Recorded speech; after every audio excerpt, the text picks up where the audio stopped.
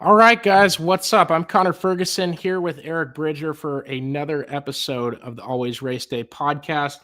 We got Glen Saville on tonight. I know he's a fan favorite on the show. Every time we have him on, it ends up being a really funny conversation, and it gets a lot of views. And I'm not trying to clickbait you guys, but Glen's one of my best friends, has been for a while, and I love having him on. So excited to do that tonight. We'll talk the state of sprint car racing currently with him. He's going to give our State of the Union. NASCAR's doing that later this week. We didn't want them to steal all our thunder.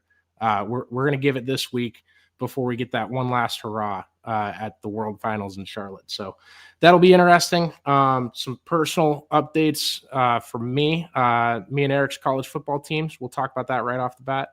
And we'll talk the Buch 13, the Spire motorsports car that is going to appear next season on the High Limit Tour, and plenty of other stuff. I think I even forgot. Yeah, I forgot a couple of things, but we'll get into all of it just here in a little bit. But first, and you guys have heard this ad time and time again, but Chris Weiser and the Weiser companies, they hopped on during the Knoxville Nationals, partnered with us, still haven't left. Fingers crossed.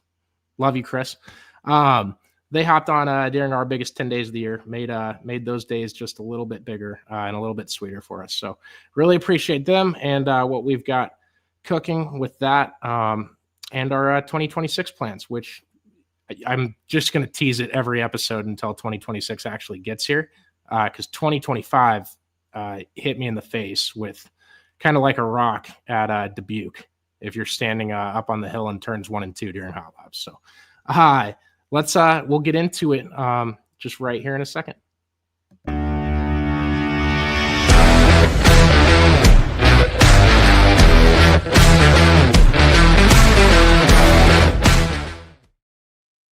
Man, I almost played the wrong one. We're good though. Eric, how's it going, buddy?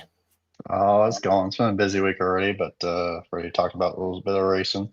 I'm right there with you. We got to get this out of the way first. I think both our college football teams eliminated themselves from playoff contention on Saturday. How are you feeling? I don't know, because I am making the journey over this weekend to watch my one game of the year on Saturday morning. So we'll see what happens. Definitely the defense needs some work, because that was probably about the worst defensive game I've seen in the Brett Bielema era. In a long time, if not ever. Will you be bringing a sign that says that? No, it's kind of a long slogan for a sign, but I think it would go over well. I'll be in the west balcony, so that's my preferred seating area. So usually they don't pan the camera out that way. So if they did, I would probably sneak one in through the green shirts or yellow shirts, whatever they wear nowadays as security officers. Yeah, I think they'd find you in the stands. If you took it out at the right time, I mean, you'd have to find a camera and then really get his attention. Maybe get his attention in a positive way in the first half, and then bring the sign out. They do set some cameras up in the west balcony where I'm going to be sitting at. So I don't know. Maybe I should make if things go really bad, maybe I should make the Hank Hill. We drove 16 hours for this sign or something like that. So, but since I'll be driving 12 hours total trip, so we'll see how it goes. I absolutely love that. Some personal stuff for me, and I'm ADHD and hard tonight. It's the Frozen Frenzy in the NHL. The Dallas Stars are playing. Got my Otter hat on. Love this hat. Just got it. They're playing the Capitals, and I'm just very invested in this game. I don't want Ovechkin to score number 900 against us. That would be great. But the actual news here is I took a job working at KXNO, so I'm statewide on Iowa radio across the state every day from 2 to 5, Monday through Friday. So I tweet out the link if you guys want to listen through the iHeart app. If you live anywhere in the U.S., you can listen on there. And then there's a podcast link on Spotify that I'll attach on Twitter as well if you're interested. And that's more stick and ball sports. We'll talk racing sometimes. We'll have a racer or two on throughout the year. But yeah, that's my outlet now, and it's not going to change anything we do with Always Race Day. It's probably still way less work than I was doing with the Iowa State site and that side of things. So I'm really excited about it. It's going to make me a better talker. I will ramble on less like I'm doing right now with Eric. So Eric, you've listened to all 6 hours I've been on, yeah? I'm just kidding. Well, I was about to say, when your co-hosts or your people, crap on my Illini, I guess I'll have a call-in number so I can give you guys some hard time about it. They crapped on him today. I about texted you. Oh, gosh. I didn't want to bug you. Oh, my goodness. I might have had to dial the hotline. I'll put you on in a heartbeat, too. They won't see it coming. We'll attack them together. Yeah. Yeah, I remember when they crapped on the Orange Crush when they tried to buy all those tickets for the Iowa basketball game that one year. So I about fell in that one time, but there is a chance that was different people too. So that was different people too. I'm with Sean Roberts and Lucas Strain. They're both amazing human beings, and I couldn't be more excited about it. A lot of fun today and later this week learning the rest of the stuff I got to learn in that. So anyway, we have passed the 5-minute mark. I can cuss on here. I've done 3 hours of radio today, so I'm good and loosened up and ready to just let my mouth do the talking. Biggest news of the last week, though, Dason Pursley has signed officially with Casey Kane Racing. We didn't do this on the last show, did we? I think we talked about it a little bit, but nothing officially. Okay, that's what I thought. So yeah, this move, if you are subscribed to our Patreon, you guys knew about this, I think a week in advance, at least, if not 2 or 3, that he was their target and that's who they were going to go get. But if you're interested at all in our Patreon, there's insider news on there. And it's, zero tolerance policy. If I figure out that you leaked something, and we got ways to figure it out, you just get banned. But $5 a month and you get the rumor newsletter type of thing. I did a new post tonight on Donnie Schatz. Probably won't talk too much about that on here. Working on getting information nailed down on that for next week's show at the same time. But if you subscribe, you'll see the entire process and know exactly what's going on with that as far as his 2026 plans go. I posted that right before the show started. So, but yeah, Pursley to the Casey Kane Racing, either 49 or 9. It's coming out at a debut. Will be at the World Finals at Charlotte in the number 9. And it is going to be sponsored and backed by Napa. That's confirmed as well. What do you think of this move, Eric, with what Dason Pursley has done in the Buch 13 car this year, and his 4 Crown Nationals was historic, ties for the best ever. What do you think about this move? Yeah, Dason's come up through the ranks where that sprint cars, midgets, micros, those type of things. I think it's probably about the best option that KKR could probably get at this time. And I'm not saying that's a bad thing. It's just, I think this year they kind of struggled a little bit in that 13 car, but I know the year before that they had a pretty good season and they won a lot of races. So it's going to be interesting to see how they do. I think they're still trying to nail down their crew chief situation and who they want to hire, which I think they got that in the works. Just hasn't been released yet. But yeah, I feel like they'll get their feet wet kind of at World Finals. So it'll be kind of interesting to see what the car looks like for that race and for next year. But it's going to be a little bit different having the 9 car back as the flagship of the KKR cars when the 49's been the main car for the last 7 years, 8 years. I wonder if it's going to be the 9 or the 49. I think I don't know if that's decided yet. I'll ask for clarification on that, and we'll get it to you guys by next week. JoJo comments, he is back. I love JoJo. He is a diehard fan at this point. He's our number 1 fan. If you guys have any questions during the show, anything you want to say, we will read them as long as they're appropriate, I guess. Just leave a comment on either Facebook, YouTube, or Twitter, and we'll get to whatever it is as soon as possible, especially for Glenn. If you guys could pepper Glenn with questions when he gets on, that'd be great. So I texted him the link, Eric. I said, we'll have you on around 8:25 or so. And he goes, why me? You told me I was the 4th choice. I don't want to come on. I'm not popular. He doesn't believe the hype that he gets on here. Just got to show him the viewers chart when he joins on, I guess. Absolutely. All right, we'll run down the news and we'll get to Glenn as soon as we can here. I have this down here. Who do you think? Who would you put in the Buch Motorsports 13? Or we can save that one for Glenn too, because I know he's got some ideas. I haven't really thought about that one too much. All right, hold on. I'm audibling. Okay. I'm audibling right Okay. now. This is me on radio. TV timeout. That's right. Yeah, we do a segment. We'll spike it. We got to spike. Stop the clock. It was running. Let's talk Spire. I believe the charter/franchise that they will get is the Jason Myers 14 cars. I don't know if they're buying it or leasing it or what the deal is with that. But it will be Gio Scelzi, and it will be on the High Limit Tour, obviously, with the franchise.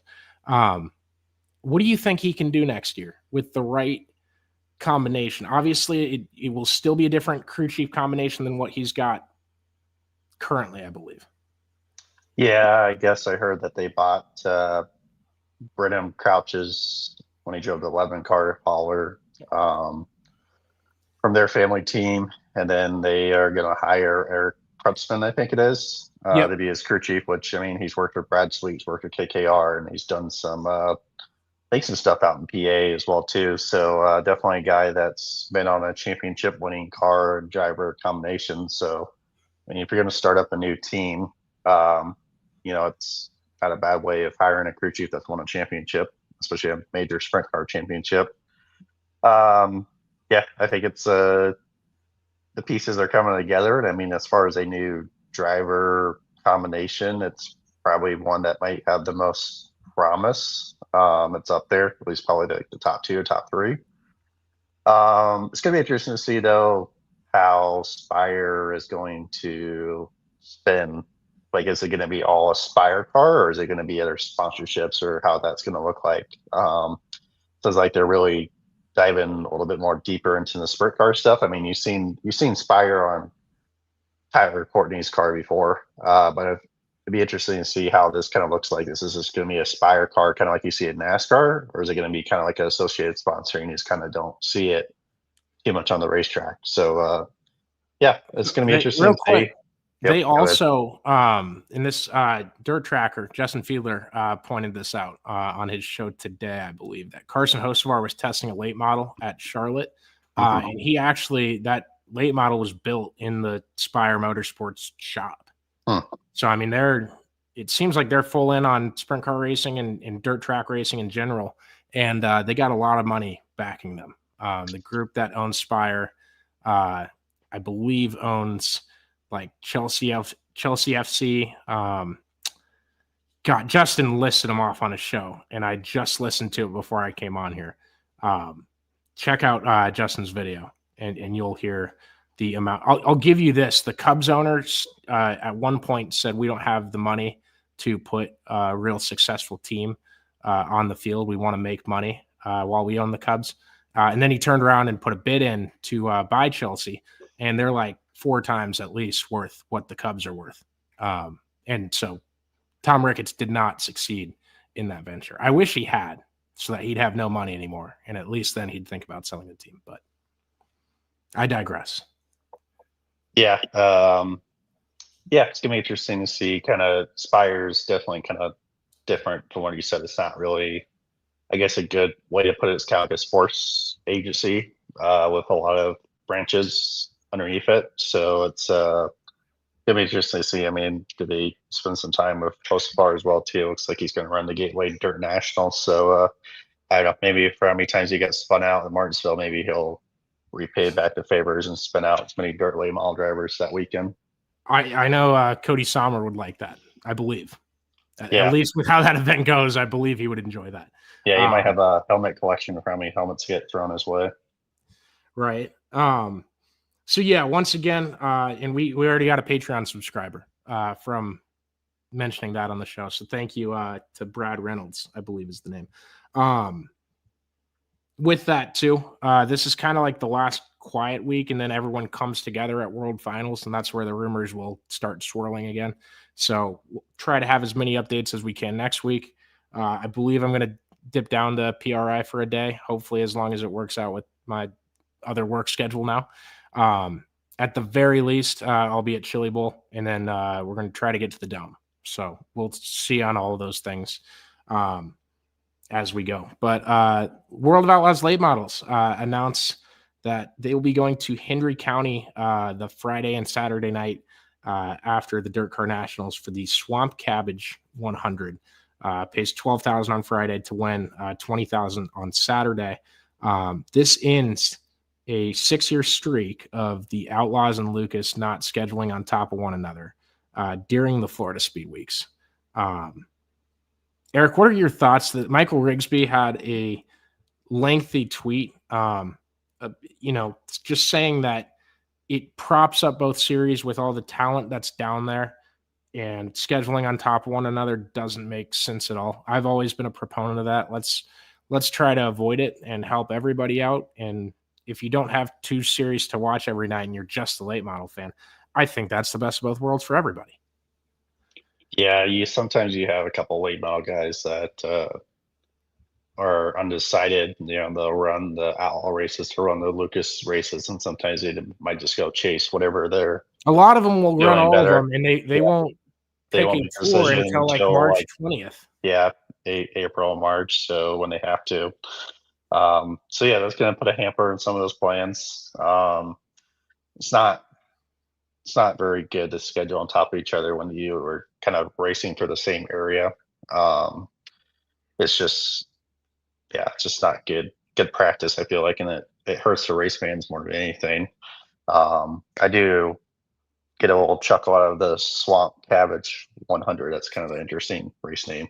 Do they get the big swamp trophy, Gator trophies? So it's not a Gator trophy. It's just the swamp people. Yeah, just swamp people. Do you think it's like a Scooby-Doo villain that's like emerging from the lake? That'd be a cool trophy idea. I don't know, maybe get that Troy guy out there and get him the shoot him trophy or something like that. Give him a big gator. What do you know? What is Swamp Cabbage? I have no idea. Surely it's not referring to like ivy and stuff. Are you Googling it? I am. It's a plant. Heck yeah. A plant? Yeah, it's like a tree. Okay. So maybe they're going to get a little tree as a trophy. I don't know. Maybe it's a food. I can't imagine. Do you think it'd be a decorative fake one? Do you think it'd be real? According to Simply Recipes, swamp cabbage is the southern dish you need to make. So I guess you got some plans this weekend, Connor. That's not happening this weekend. I'm Ricky Bobby on Saturday for a Halloween party. I don't think I'm even going up to Ames. Oh, you're all too old to go up to Ames. What's that? You're all too old to go up to Ames. I went last week. We had a ton of beers, and then I was in the Who Hot bathroom after I had like however many Busch Lights, watched the game. We had Who Hot. I only took down 1 plate. It's historically small amount of food for me. And I was in the Who Hot bathroom. But fun Saturday, aside from the results of the game and everything else that happened. Yeah, the punt and return team doesn't go very well. Yeah. Poison, or cancer must not be taught in Ames, Iowa. I don't know. I think they could teach that to everybody and nail it into their heads, and it still would somehow backfire on us. Maybe if you didn't have the BYU kid, was it get tackled, whatever, ball boy? No, the BYU ball boy went in the stands. So they do the point after, and the ball goes over the net and goes in the stands a lot of the times. And this BYU ball boy runs over a kid. Yeah. Like tries to strip sack the guy who has the ball. So I guess he executed a strip sack well, but trying to take the guy down. The guy doesn't budge. He's a rock. I love this dude. Another fan picks the ball up from the ground, throws it to the student section. And there must have been something that incited this from a ball earlier in the game. Because the guy that is getting tackled by the ball boy gets up and he starts holding him down by the railing, just like pinning him against the railing like he's playing hockey. And he's like, you're staying right here until the ref blows the whistle. And there's no ref there or anyone to blow the whistle. My buddy's in event management at Iowa State. He asked where the 100 cops they have at the games, where they were at in the stadium. And I just said they walked from the field and kind of strolled over there and said something to him after. But yeah, they threw the ball over the side of the stadium, and my buddy's interns had to go get it. But that BYU ball boy is a little bitch. Hey, he's Mormon. You gotta be nice to him. That's with my sexual orientation. That's very much not true, I think. if I have my ducks in a row on what they believe, I'm pretty sure only certain ones I got to be nice to. They probably weren't visiting your areas that you were visiting on Saturday night. We don't go to the gay parts. There's not a gay part of Ames to visit on Saturday night. I don't know. Maybe there's a bar or something like that. Maybe someday. Glenn's on now, so he picked a great time to get on. I hope he heard all that. Where is my 3-person? There we go. I hope that's good enough. Right now we're 2. What's up, Glenn? Hey, what's going on? How are you? Did you hear any of the last conversation? I didn't. I was trying to become a tech guy and figure out this whole internet chat thing. Oh, so dude, what did I miss? I don't know. I just called the BYU ball boy a bitch, and Eric insinuated that there was a gay side of Ames that I hang out at after games. I could see where he'd come up with that point and come to that conclusion. You know, it's I'd agree with him on that one. Yeah, he's picking on the poor Mormon kid. Yeah. Okay, pick the easy target, why don't you? Yeah. He sure looked like an easy target. I'd put him on his ass real quick. Hey, I'm not going to question you on that one. Don't even act like that was sexual. That was hockey fight. I'm not the one with my mind in the gutter. Oh man, I've said it before. I try to take my glasses off. I was watching the Stars game, so this is inside baseball for you guys on the podcast. I took a listening class at Iowa State, and active listening, like having eye contact, helps a lot. So that's why I have my glasses off on the podcast whenever we're on. So I was watching the Stars game. That's why I had them. But that's fine. Obviously, it didn't work because you still interrupt people when they talk. Yeah, no, it doesn't. It doesn't help my ADHD at all. I just took the active listening class, and then my friends made fun of me for going to listening class. And you have ADHD, do you? Just a little bit. Yeah, I've got HD. I got 80 of them somewhere. Yeah, but right. I've got HD. So yeah. So Glenn, let's start with this: the Buch 13 car and young drivers in sprint car racing that could fill in that spot. These are not at all. There's not rumors backing these guys. We're simply talking about the best up-and-comers in the sport, guys that could take on a national tour ride. I believe that's going to be on the High Limit Tour again next season. We'll have kind of a provisional list on our Patreon really soon. So I've been putting that together the last couple of weeks. So Glenn, do you have you were talking to me a couple nights ago about some young guys that are good behind the wheel? Yeah, I think there's a lot. So that car is central Pennsylvania based, obviously. So there's a lot of guys coming out of that area, whether it be 358s or micros and stuff like that. First one that comes to mind from the micro side of things would be Steve Snyder Jr. He's been doing a pretty good job in the 27 car. Another Pennsylvania guy that's been doing really good on a national scene, whether you like the non-wing stuff or not, but Briggs Danner, he's been doing pretty good. Like I've seen Briggs a couple of times this year, and that kid's a gasser. I think he'd definitely do a good job if he can run with a wing. I know he's ran with a wing a few times. He raced with my buddy Phil Rossi, I think at the Chili Bowl last year, maybe in a non-wing sprint car this season a little bit. Gasser, really talented kid. Love what I saw out of him. And Steven Snyder Jr. won, I think, $100,000 in micros. Yep, that's insane. I thought you could only do that on the Outlaws game because the money makes absolutely zero sense. Well, yeah, somehow some people manage to do it in this Glenn's really this day and age. So 2 things about Glenn. He sucks ass at the PlayStation World of Outlaws game. Every car and track combination, tried all of them. Trust me, could not drive the car to save his damn life. But he is our most popular guest. It's not even close. Anyone famous we've had on, Glenn has outdrawed them. He has too many friends in Australia, and they love hearing him talk. I don't know how.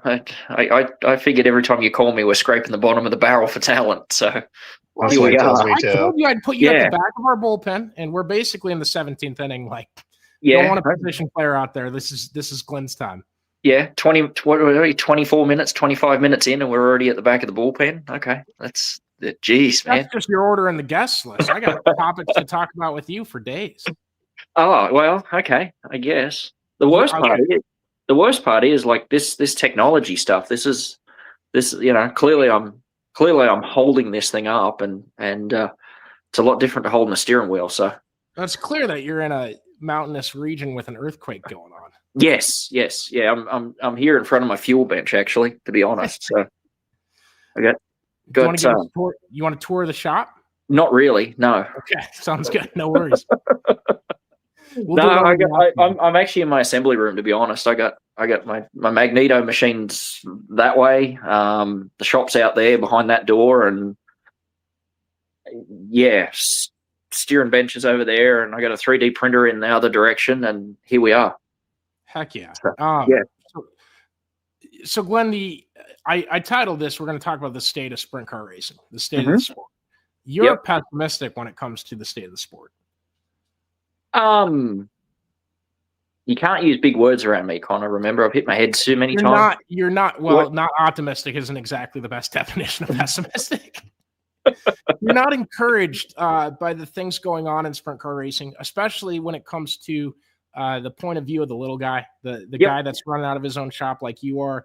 And what people don't know, like you're one of those guys that runs almost every weekend of the year, every weekend that you can, and you do it by yourself. Yeah. You do it on an open trailer by yourself. Yeah. Always done it that way. Always built my own motors and, do a lot of work on my own cars and obviously like, fuel bench behind me. I do a lot of fuel system work and magneto work and stuff like that. So,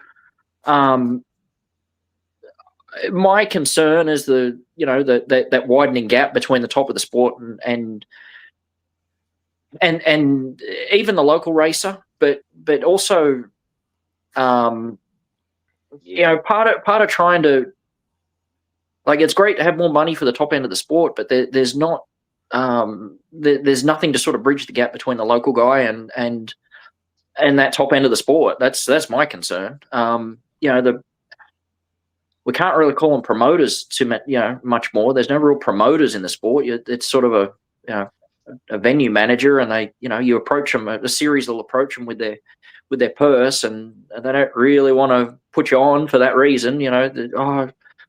Cars they're just too expensive and stuff like that. So, I got a few concerns about the rest of the sport, so to speak, that doesn't really get the coverage. So. Yeah. So either expound on that, or I ask every driver that comes on, and I don't think I've asked you on here about this. One rule that you would change, one thing that you'd change about it that would benefit the sport, or if you have a list of things, let's get into all of them. I guess the first thing I'd change is the size of the haulers. The size of the haulers. Yeah. Why do you need a $750,000 hauler to go out and run a local weekly show? I don't get it. It doesn't make sense. If any of you guys out there are fans of open trailers, Glenn's an open trailer guy. Yeah, it's awesome. I've driven down with him. It was best weekend. We'll do more. And I'm not saying have an open trailer or anything like that, but okay, so I've driven other types of cars. I've driven some mud turtles and some other shit boxes, so to speak, and you go and talk to those sorts of crowds, and a lot of them, oh man, the size of the haulers, we'd never get in a sprint car race. We can't afford the diesel in the hauler, and you explain that to them that no, you've still got a couple of $1,000 in your shocks, and the hauler doesn't win the race. A lot of those guys don't understand that. So it's hard to draw other people into the sport when all they got to do is just look inside the pit gate and they're intimidated. So that kind of makes it difficult. Plus there's no better way of advertising the sport than driving down the road and actually seeing the race car on the road, so to speak. So that's one thing I'd change. And then. So if you ever buy a hauler, we're gonna paint it up real nice with your car on the side of it. Yeah. Oh yeah, for sure. Yeah, Sounds best good. thing ever. I one of those things I love is those haulers that you drive along and you pull up behind it and it looks like the back door's open. All you can see is a picture of the race car or something like that. I think that's cool. That's great. So Hell yeah, things Glenn's like having that. fun on us. He typically he's a plain black paint scheme guy. Iowa State colors with it. Iowa State, who's that? Yeah, black and white. Iowa State. Oh black. yeah, okay, yeah, that's the helmet football thing. Okay, we keep talking about that. Yeah, okay. I don't know. There's other things I'd change. There's we're definitely not in the economy that we were in 20 years ago to where we can you can't go to a junkyard and build a modified anymore. So every aspect of our sport has changed. It's got more expensive. So it's great that the winner's purse has gone up, but that doesn't help the other 23 cars in the field. So and don't get me wrong, tracks like Knoxville, they're doing a great job of boosting that start money in all the divisions to make sure that their competitors come back. But the problem is they're the exception to the rule. We need more tracks to not so much raise the winner's share, but at least you got to do enough to get you guys to come back. Otherwise, the sport's just going to fall in a hole. So that's just my opinion. But I'm a dumb immigrant, so that's all I got. No Australian euphemisms yet, but Glenn did call himself a dumb immigrant. So we're halfway to full Glenn. We're gonna get there. Yeah, we'll get Did there. you ever get into it with Glenn at the racetrack? You guys ever fight? No, we never raced the same classes. So well, I guess even dating back to when Eric first started at the Iowa State Fairgrounds in the race saver thing, Eric was one of the good kids. He never did anything illegal, so I never got to DQ him or anything like that. No, just ran a nice, quiet operation. So yeah, that's it. Yep. Yeah. Him and his mum and dad would turn up every week and see that. Okay, so that's that you bring that in. That's another aspect of the sport that we're missing. Tracks are going away. That's another track that's gone and it's not coming back. So I think it's tough there's the rumors we heard of that big NASCAR sponsor that might be building a track. I still haven't heard anything more than what we talked about a few weeks ago on that. So I won't say the name or anything, but there's maybe one, maybe two. I think one has opened since I started covering the sport around 2020, 2019. That was Circle City in Indianapolis. And other than that, I mean, they aren't open. And there's probably 10 times that have shut down. Yeah. Absolutely. Easily 10. Yeah. And that's an issue. Like it isn't a cheap bill to foot just with land right now. Well, the management side of things of the sport's a little bit different too. Like Iowa-based stuff. A lot of our tracks around here are all fairboards and fairground type racetracks. So you've got to deal with a fairboard and you've got to meet their needs, obviously. The insurance. The insurance is a big thing. You got to come up with that. You got to cover those kinds of costs, and some of these fairboards don't necessarily want to update their tracks for races. If the fairboard isn't a racing centric sort of group of people, they got no interest in it. They'd rather put horses or run demolition derbies or burnout contests or something. I don't know. They want to do other things. So yeah, it is what it is. I don't know. Ask Eric. He was in the same situation as me. You're on the show, Glenn. Ask him yourself. Well, I don't need to do all the talking. He seems very quiet, and he's just sitting in the corner there smiling. I'd like to include him as well. This is a chance for you guys to bond. This is what usually Connor does. You don't worry about it. Connor usually just yabs for 20 minutes, and I say things for 2 minutes, and that's about it. So and now's your chance. I'm giving you free reign. I'll tell Connor to shut up. Yeah. No, I agree with you. There's less racetracks around, and that's the problem. And especially around here in Iowa, I mean, there's probably only like 4 or 5 racetracks that race sprint cars on a weekly thing, and most of them are probably 305s, which is a good thing. I mean, I guess for the lower classes, but if you're going to race 410s, you have to drive pretty far, or 360s, to even farther. And that's just the thing. you're probably going to see that keep on going. It's going to be more tracks closing because of cost of insurance or not enough people at the front gate, or if their lease is up with the fairgrounds or whatever. I mean, not to pick on the racetrack, but you gotta wonder how well Oskaloosa is doing, and if they're gonna keep on doing the weekly shows, or if it's gonna be more of a special type of racetrack. Yeah, well, from everything I'm hearing, they're definitely going to continue racing, which you don't want a track to go away, but it also comes down to promotion and who you've got running the show as well, and you've got back gate promoters and you've got front gate promoters, and if a guy just wants to put an ad on Facebook and say we're racing and these are the classes we're running, that's fine. And if they're happy doing that, that's cool. But, if you've got someone that actually wants to do a special event and sort of promote the racing and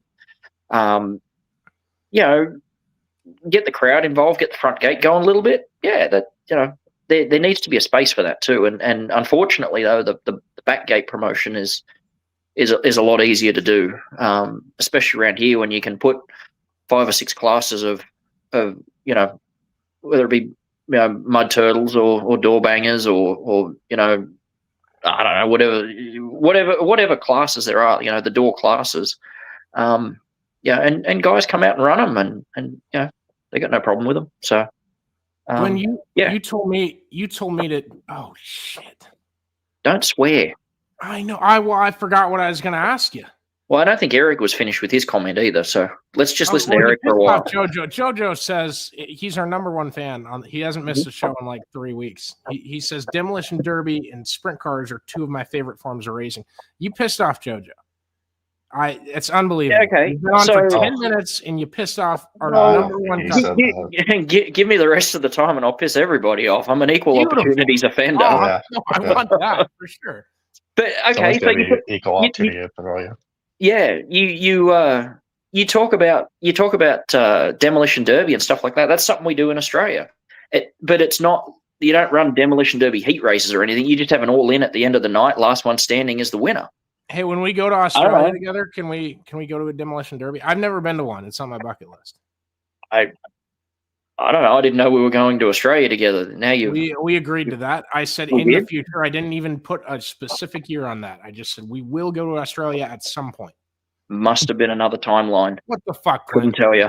Between you and Tommy Birch today, my friends have just absolutely made me look like such a tool. Well,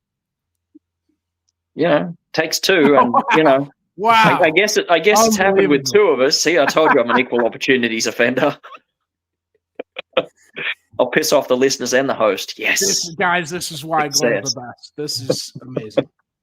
This is why Connor calls him the bottom of the barrel. Yeah. No, that was my term. I think Glenn's a superstar.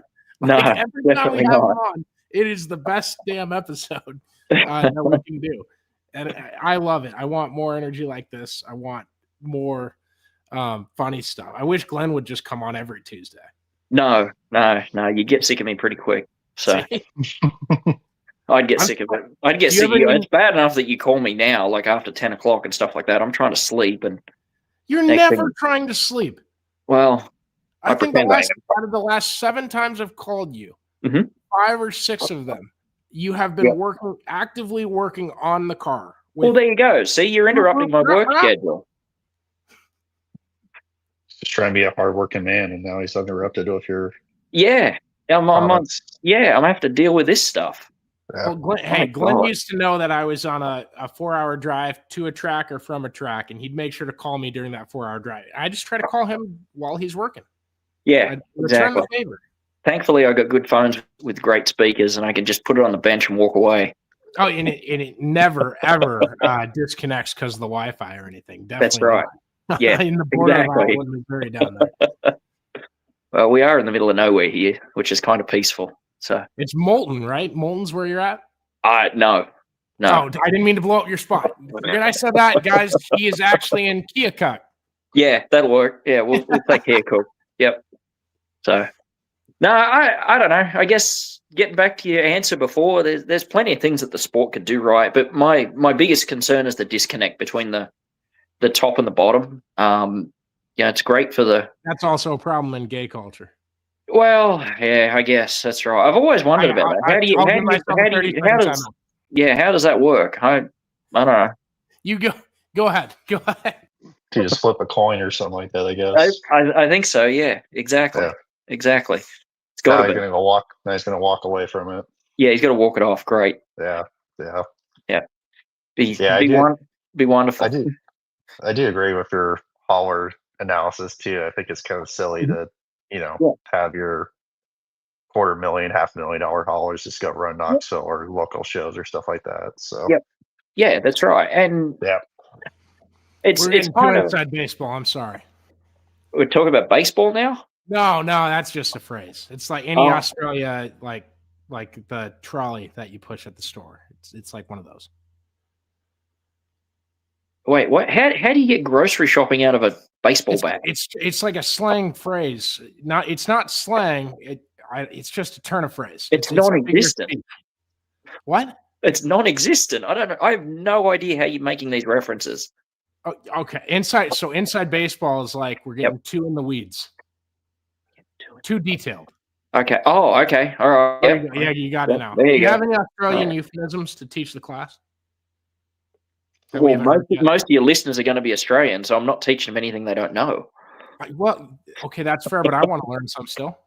I don't know. What don't you know? Give me something I can use in a hockey game. Next time I travel to play hockey, I will pull it out of my bag. Something you'd say to someone who's being annoying on the floor. I play roller hockey, not ice hockey, so I can't say annoying on the ice, but you get the point. Yeah, I get. Okay. I don't know. I can't think of anything off the top of my head, but I don't know. Like, if I'm sure you'll give me a little bit. I'll think about something. I'll think of something smart ass for you to say. I don't knock the sailors' cocks out of your mouth while you're at work. I don't know. What do you need me to say? Like, my go-tos are, buddy, you suck at hockey. And does your coach know you're on the floor right now? Oh, well, I guess. I don't know. They're not great. I mean, I'll call a kid ugly. Yeah. I'll be like, I'm gay and I wouldn't suck your dick. That's a fun one. Well, yeah, I'm sure they'd probably be thrilled that you wouldn't either, I guess. So, I've never told the story on the podcast. I got a guy kicked out of a game. And I told the ref, he called me, I won't say the F word, that not fuck, the other one that insults gay people. I just told, he was annoying me, so I told the ref that bundle of dicks. He called me that, and he got kicked out of the game, and they didn't protest anything. They didn't ask me about it afterwards. Just, it worked, though. Are you gay? Shut the fuck up. Breaking news, ladies and gentlemen. Yeah, no shit. It's in my Twitter. Asking all the hard topics on this podcast, aren't we? Like I said, bottom of the barrel. Yeah. I love Glen episodes, man. So, yeah, I don't know. Tell me it's a slow leak without telling me it's a slow leak. Yeah, exactly. What's that guy that used to fix the boats? We need some of that. What's his name with Flex Seal? Yeah, Flex Seal. This episode needs some Flex Seal, that's for sure. Landon Castle's one of my favorite NASCAR drivers of all time, and I just liked him because he was from Iowa. But he did a whole lot with a lot less than everybody else. Sort of like you, Glenn. I would call you a Landon Castle type of talent, especially in a non-wing sprint car. Just a guy that underfunded team that drives the car to the absolute limit and gets the maximum results he can get on a budget. You didn't watch the last USAC race, did you? Or the last one I was the fastest thing right up to the point of impact. Glenn wrecked in hot laps. Yep. All on my own. In a national tour USAC. Yep. Just flat ran out of talent. Tried some stuff that didn't work and just drove it in the fence. If you are watching and you are confused, every time I ask Glenn how'd that race go, if I don't go watch it back, I don't know, because Glenn will text me back and say I sucked ass. Well, yeah, I did.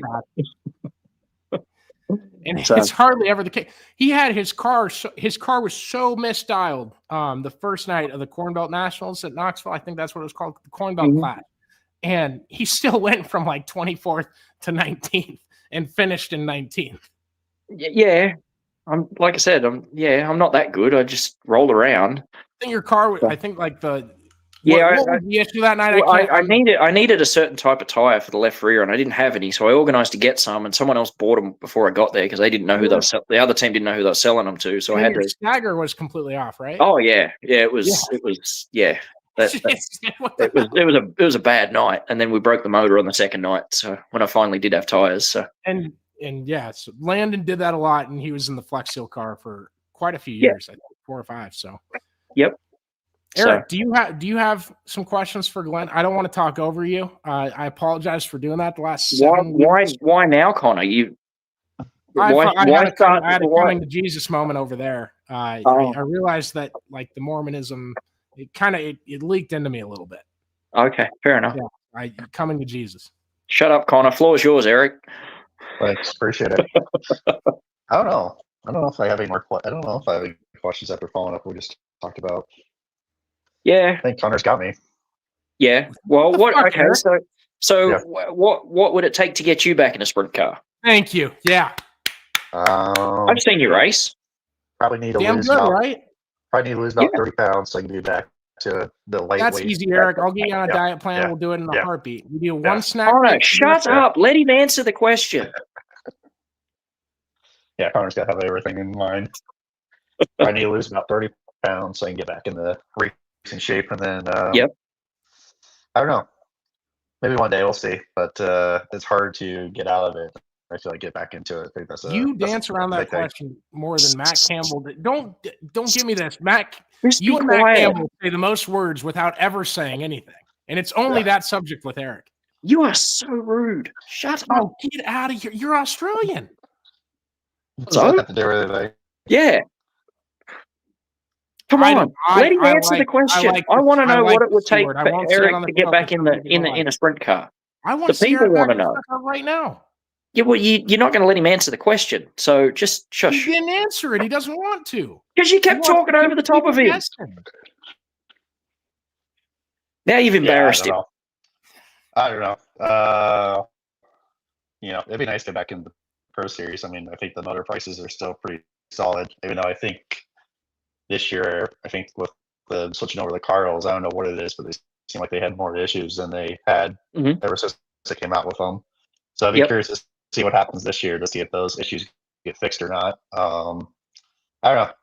I guess probably go to the old Glen Saville route and do an open trailer and find a cheap roller and put some. I mean, when we raced with 13 maximums. I'm sure. Yep. Well, that's before they started messing around with maximums and making them different ways or different. Not the same. Yeah. So yeah, I don't know. We'll see. I'll never say never. I'll never say never to going back to racing for somebody else or something like that. So I don't know. The opportunity's always open. Strictly a wing program. You wouldn't look at it. Wouldn't entertain other ideas. I don't know. I mean, we did micro sprints before we did sprint cars. So I mean, I think the micro sprint stuff is pretty much dead around here. I think the sprint cars, they have a little bit of cars, but not too much that we used to race with. So I don't know if I ever do a non-wing thing, especially doing all the wing stuff. So I mean, it'd be fun to drive one of these times, but I don't know. I think the only place they race around here is Oskaloosa and maybe down in northern Missouri. No, we like this year we've had the Win Series, the Western Iowa non-wing series. Yeah, Western Iowa. That's right. Yeah. And then you got the Missouri series and all that sort of stuff. Yep. That's Iowa.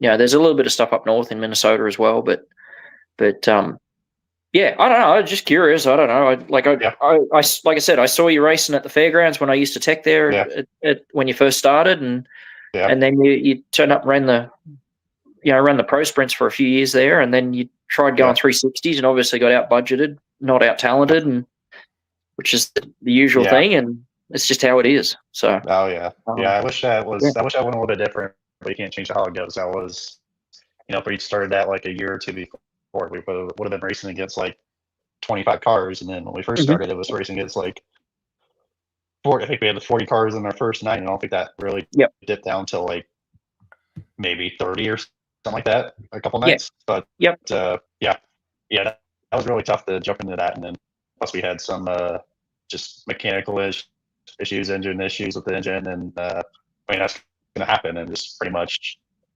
And then with COVID happened in 2020, it really raced too much, and then I think we all just got tired of just running well and all that stuff. Yep. And you just went back to pro sprints and you had fun. So because this wasn't fun. So yeah.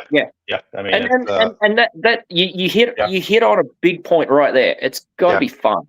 Yeah. You're not doing it for a living, so there has to still be an element of fun somewhere along the line, whether it be, you find a track that is fun, or whether you got to figure out a way of making the sport fun again as well, and that is part of the issue with as much money that comes into the sport now is you spend so much money that you expect results. That changes things as well. Like I know with my deal, like I've said it to a few people, when I roll in the pits, I'm the red-headed stepchild of the pits. Nobody wants to pit next to me. Everybody just kind of looks at it and laughs and like, okay, I don't care. Well, when I'm driving into the top 10 and driving by guys with $500,000 and $750,000 haulers, like I don't care. They don't know what my rig is. So, that to me is fun. But also at the same time, if I have a bad night, nobody even bats an eyelid. Oh, well, that's probably expected out of something like that. So I care about it. Get out of here. At least I will at least bat one eyelid. Well, yeah, but bare minimum. Yeah, okay, fair enough. Well, okay, we've got one eyelid batted. That's a start. How many people have bought your shirt since the last shirt I bought from you? You guys don't understand. I had to ask Glenn 6 times. I've got some there. Can I get a T-shirt from you? And he goes, oh man, no, mate, I don't have any. Well, I do. What are you going to pay me for it? $10? Well, yeah. That's all I'm worth. Yeah, I don't know. It's the most humble superstar you guys have ever seen. You've seen the size of my truck. I haven't got room. There's some room. We could strap them under something. There's room. Yeah, I forgot about that Western series. I think that's a pretty good series to run. And it seems like they get a lot of cars, especially just when you venture a little bit down south. And it's still open motor rural, right? You can. Yep. There's no engine rules. Yeah. There's no engine rules. It's turn up, run what you brung. Yeah. So. Yeah. Eric, you're kind of cutting out. Can you disconnect and reconnect from your Wi-Fi? Yeah, that's fine. Try that. I think that'll work. Yeah. It's StreamYard's weird with that. Hey, while he's gone, seriously, the best 305 racer I've ever seen in Knoxville. I want to see him get back in there before Jake Kinder slows down. I want to see those two cars against each other because that'd be awesome. And that, nothing for nothing. The year that Eric started it. Now he's in the middle. He's in the middle. Look at that. See, there you go. The year he started, there was a few guys come out of micros, and they all cut their teeth at the Iowa State Fairgrounds in the Race Saver deal, and it was cool to watch them all grow and develop at the same time because they all kind of knew how each other raced, and they're all learning at the same speed. They're all pushing each other. And then once Des Moines went away, they all went to Knoxville as well and continued sort of along their various paths. But it was cool to watch them all develop and grow and go from there. So, yeah. Jojo says Eric's now the pivot man, not Glenn. Yeah. I get the offer for He brought up the MLRA, a really good regional series, and we're going to cover them a lot more next year. Obviously, with not having the Iowa State job, it allows me, even with this radio job I just took, way more time to pay attention to the intricacies and races here and get there. So I'm excited for that. So you're now like a superstar radio DJ or something in Des Moines? Sure. Yeah. Okay. I can't call you a superstar, but first chance you get. Well, you're name dropping the fact that you're a radio DJ. Yeah. I wasn't trying to do it like that. Radio host. Yeah, I'm a radio co-host. Yeah. Hey, I had Spencer Basin on last week. You're just right at his level, right here on the podcast with us. Definitely not. Definitely not at that level. Except he didn't make special time like he did for Spencer. He told you. Glenn, when you were teching at the state fairgrounds, you were teching micros, right? No, Race Saver. Race Saver. Okay. Yeah. Did you ever find anyone cheating?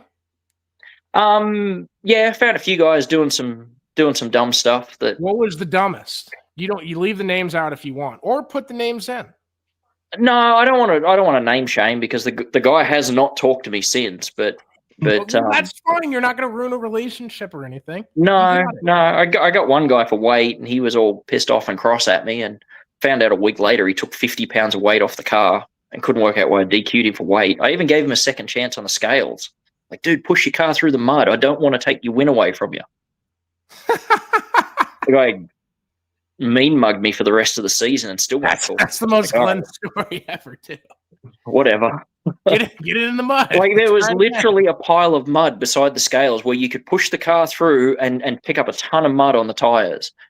And because they used to get the big water truck out. They were doing that in NASCAR this season. Yeah. We used to do it in go-karts on the pavement. We'd roll around through the rubber just to make sure we passed weight after the race. Like, I remember when I won the first Knoxville race, I intentionally did not take an extra lap. I went straight to the scales. Yeah, exactly. Yeah, go straight to the scales. Make sure that car's as heavy as it's ever going to be. Yeah. You don't go take an extra lap. So you don't know how much you're going to weigh. That's right. That makes me wonder about guys doing donuts and stuff like that. It's like, man, you must be over a fair bit on weight. That, or you're burning the rubbers off your tires and all that stuff too. So yeah, exactly. Fuel load. So yeah.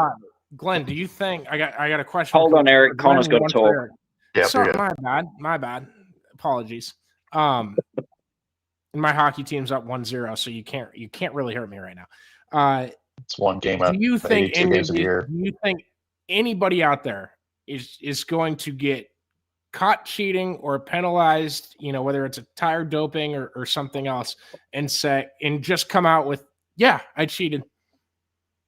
Because every time there's a penalty, and this has been the last 15 I've looked at, they come out with a statement, we would never cheat. We would never, ever cheat. I can't believe you would even accuse us of cheating.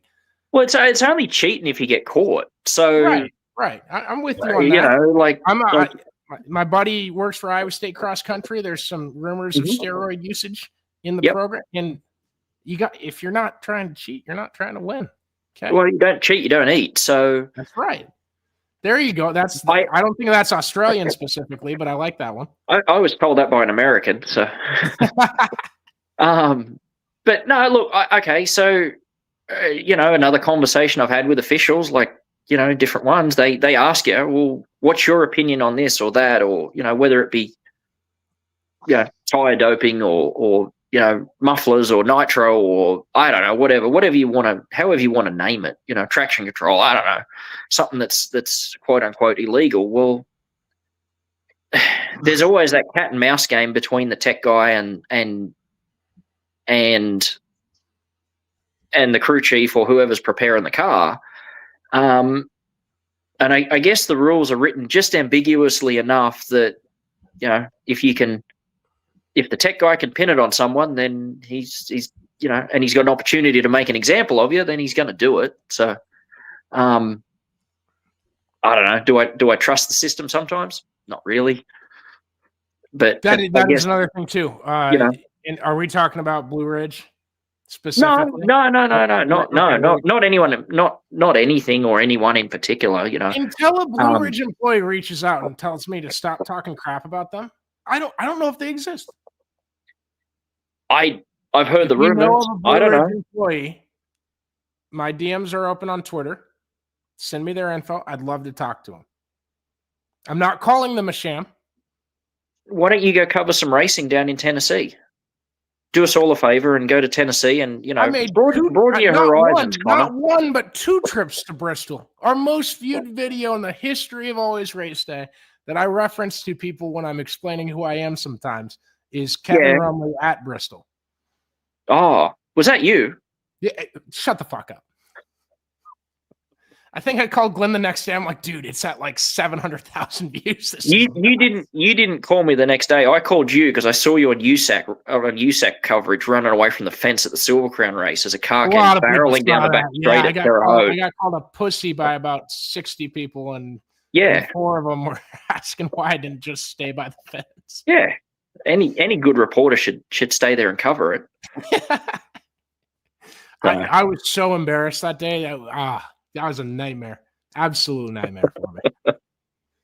So no, I don't know the cheating thing. Look, like I said a moment ago, there's always going to be a cat and mouse game. Some days you're going to get caught, some days you're not. It's just the way it is. But you know, there are things, there are grey areas in the rule book that it's up to the interpretation of what the tech guy wants. And if he wants to make an example of you, he's going to figure out a way of making an example of you. It's as simple as that. That's all you can do about it. Do you think the tech guys have that much power too? That like, hey, we want, because you remember Travis Aarons win. So I won't, and I'm not. These are anonymity people that have spoke to me the week Travis Aarons won on a Friday night. Yep. That national tour race. I don't even remember if it was high limit. High limit. It was a high limit race. Yep. Yep. At 141. I talked to about probably 15 people in the pits in Knoxville about it and what they thought. And I want to say 7 or 8 of them said cheating for sure. 100%. And I know for a fact that high limit had a long tech session with that car afterwards. And I don't know if I believe if they want to DQ you, they'll DQ you. But there's also, the implicit bias of the national tour with that story, with that storyline. That's a great story for those guys. That's an awesome headline. This local racer just beat all our guys. And some people might be too big on their bridges and think like, oh, they beat my national tour drivers. That's stupid.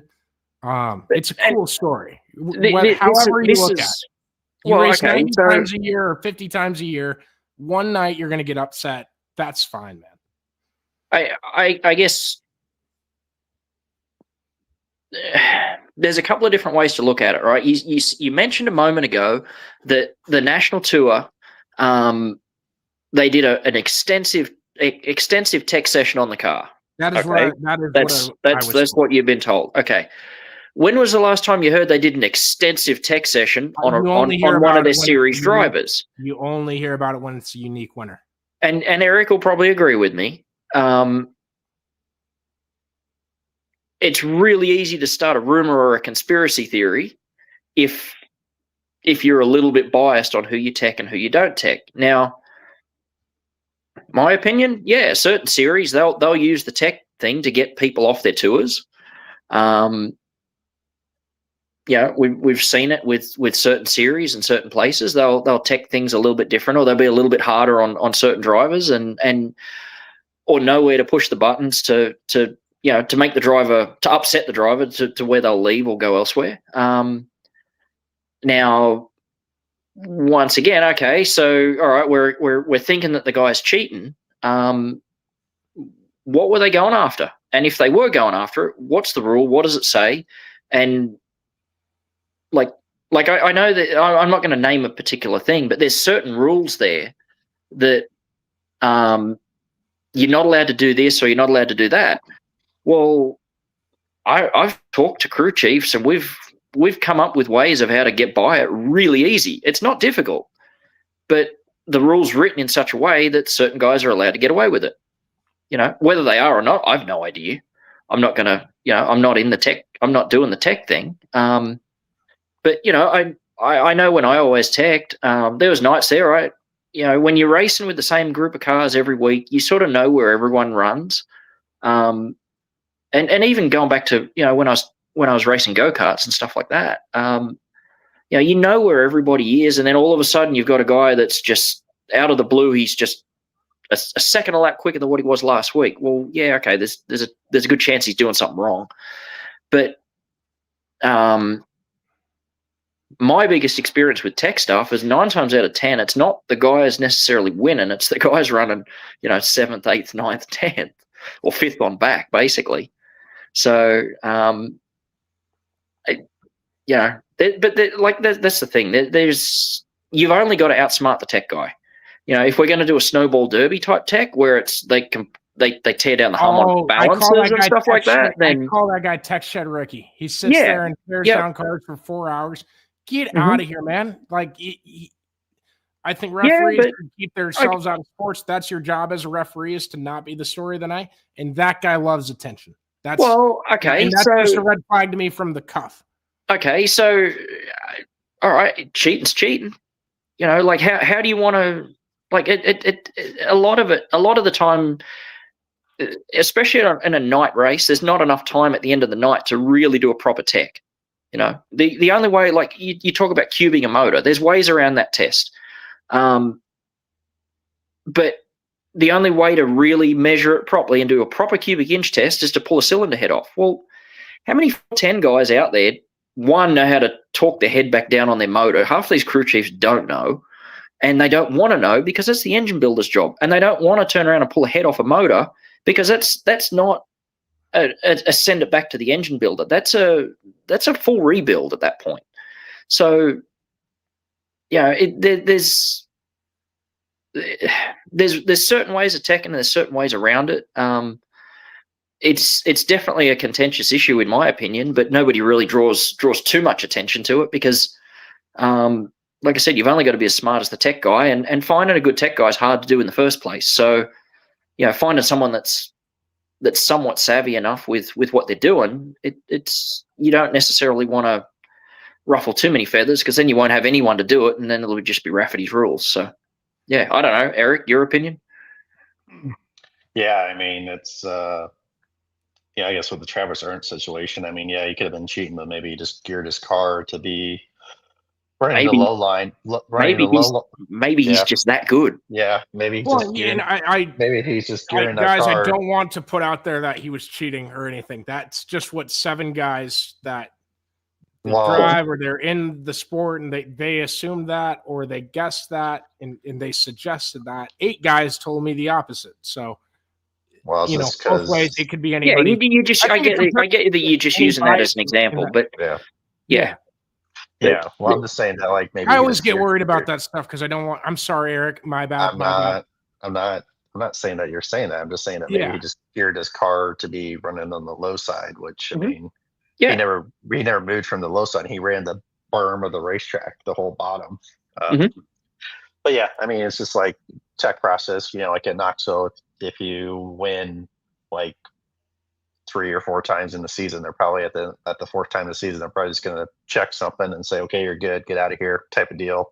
Yeah. Unless you get a bunch of people that are hooting and hollering or really complaining about it or want to spend $1,000 or $500, whatever they cost nowadays to claim it or whatever. But I mean, if you race local or if somebody showed up, you know, we're in 1 in 360 race or 410 race, they're probably going to spend a half hour. But yeah, there's no way they're going to be able to tear down a motor unless your motor builder is there or if you know what you're doing. And like Glenn said, there's probably about maybe 25% or 10% of the guys know what they're doing when they're tearing down something. So and plus you don't want to send your motor back to the motor shop and then not get it back till Friday night or whatever, and then race on Saturday. That's not fun. Yeah. So, it's a process, and there's less mechanically intelligent people, and that's the reason why I think too that motors are becoming hard to find because there's less and less guys that are wanting to do it or know how to do it. Yeah. Yep. Yeah, and I think before JoJo asked to message me, I just commented my number in the YouTube. I figured that'd be the easiest way. I don't know if you have my number or not, JoJo, but there it is. But yeah, I think it's imperative we get any, just any doubts of whether these are fair back and forths between the tech shed rookies of the world and the drivers, and that we get any doubt that there's anything nefarious on either side going on. And I do hope someday someone gets caught cheating. They just come out with like, yeah, we doped the tires. They got us. Okay, so all right, I'll give you another example. Like they should get a fine reducement of, I don't even think that's a phrase, but a fine reducement of like $2,000 or something if they come out and say, yeah, we were cheating. Okay, well, hang on a second. I'll give you another example. All right, I'm a low buck racer. I don't use a lot of new tires, if any. I haven't bought a new tire for a while because most of my racing is done on used tires. You and Paul Silva. Yeah. Okay. I put Indiana the other week at Lawrenceburg. I didn't take tires with me because I didn't plan on running Lawrenceburg, but I went to the USAC show. They had to put a medium right rear on, or medium 1 or whatever they are. It was a used tire. I don't know if it was good, bad, or indifferent. It was something I just picked up at the track. The team, who I was super thankful for, they said, yeah, just, we appreciate you being here. Like, take it. But I don't know. Okay. They turn around and they take my tire sample at the end of the night. You were fast enough to get a tire sample? Am I the one that's cheating or what? I said you were fast enough to get a tire sample taken? Hell yeah. Well, they marked my tire to potentially sample it. Yeah. So, like, no, I don't care. They, like I said, it's the guys 7th, 8th, 9th, 10th through the back that are cheating. So, and here's me bringing up the back of the field. So, okay, so I've gone and bolted on a tire that I don't know the history of it. I don't know the donor is unknown to me. I've literally met them as I've rolled in the pits. They've probably donated it out of pity more than anything. But if I get sampled and I get DQ'd for that, is that me cheating, or is it the person that gave it to me, or I don't know. So this is where it does create some degree of ambiguity on the tech side of things as well. I guess the easiest one to blame is the driver, but 9 times out of 10, most of the drivers anymore just carry their helmets. So it is what it is, I guess. But it's always going to be one of those things that there'll always be a reason to doubt the results somehow. There's always that reason. Doesn't matter how you do it. Jojo left a fantastic oh, hold on. I think I can hit that. There we go. He says a Marlboro Red cigarette butt helps to make the cylinder volume smaller during a pump test. Yeah, there you go. That's awesome. That's one example of it. And I know competitors that have done it. And they go home during the week and they pull the heads back off the motor, they pull all the cigarette butts out, and away they go next week. And that thing's, they're running an oversized motor in their class. We're just sitting here giving people ideas. Oh, that's an old school idea that he's not wrong. And like I said, I've heard people do it, and I know people that have done it. So, you got any more for the people? Any ideas? Yeah, or any ways of cheating? Yeah. I don't know. Maybe make sure that you don't do this, so that they don't specifically check. Well, okay. I don't know. It's going to be our most popular episode of the year. You guys. Well, the one I love is traction control. It doesn't necessarily define it. Traction control, like the big thing out of Australia is, we're checking for traction control. Well, traction control can be as much as having a zip tie on your throttle spring to give you a little bit more spring halfway through the race. Like, you need to define it a little bit better than what you're doing. So I don't know. There's all sorts of stuff you can do. I'm not gonna give away all my secrets. You go listen to the Dale listen to the Dale Jr. podcast if you want the cheating stories from the old days. There's some fun ones in there. Yeah. If you go next time, I'll just take one from you every time you're on, and we'll set that up. Yeah, that'll be a contract. That's the thing.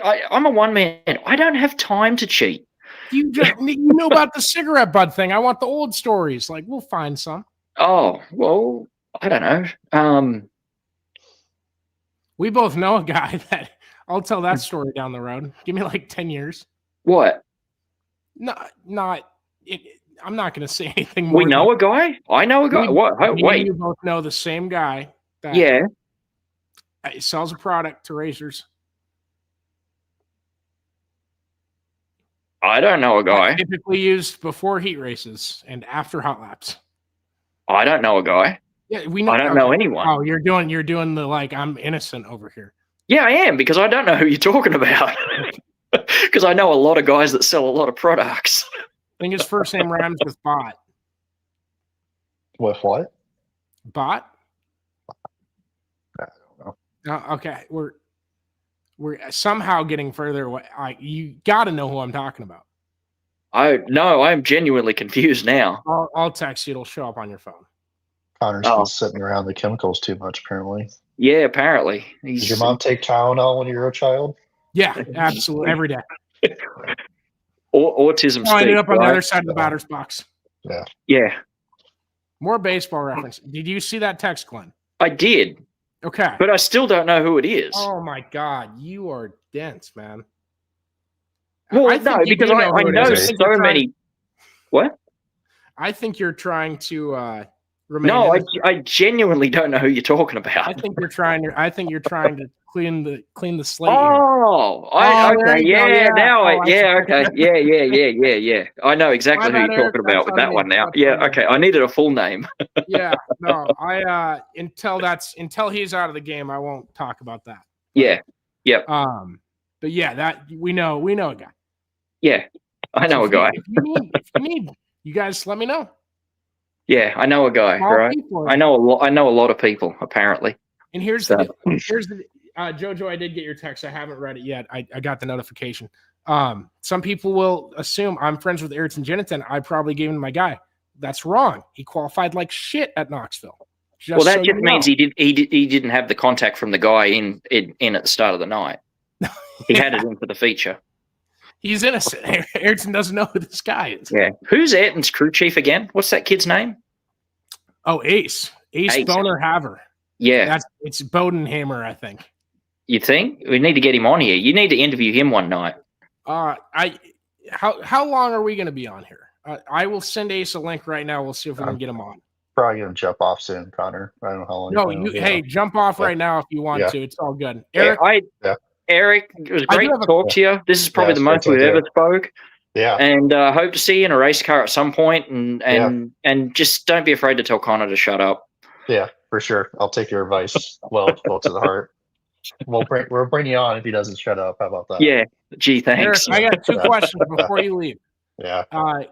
Can you do a donut in a 305? And do you think if you came back in a 305, could you beat Jay Kinder? That's what I want to know. It's not a 305. It's a pro sprint. They're different. Well, no. Well, it's not a pace pro sprint anymore. It's actually I'm calling it 305. I told this to Jason at Knoxville. I said I'm done with the whole confusion thing. I'm calling 305s for lack of a better term. Well, they never really were 305s to begin with. Yeah. Oh, you were running a 330? They're 376. Yeah, 376. Yeah. So but the restrictor plate, and I don't know if they're anything different besides the restrictor plate. They might be bored out a little bit different, but I don't think you can do it. You can do a donut in the 305. You probably just got to find a bunch of loose dirt, which is kind of hard to do in Knoxville unless you're going in the infield.